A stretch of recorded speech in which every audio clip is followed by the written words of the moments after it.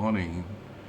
Today I want to share you a household product, and this product is made from Italy, a company in Italy.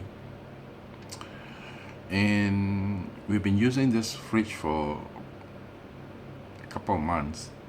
I would say three, less than three.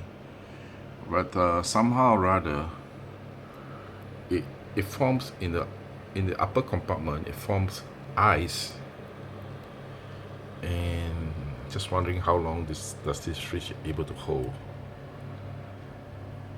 I have not seen this kind of issue for many years ago. I think this is a very old technology, and today it shouldn't happen like that. And if you guys have any similar situations, please, I'd like to hear from you. And the brand of this fridge is called Smeg. I think it's SMEG. And yeah, feel free to comment it, and would love to hear from you. And all the best, and thanks for watching.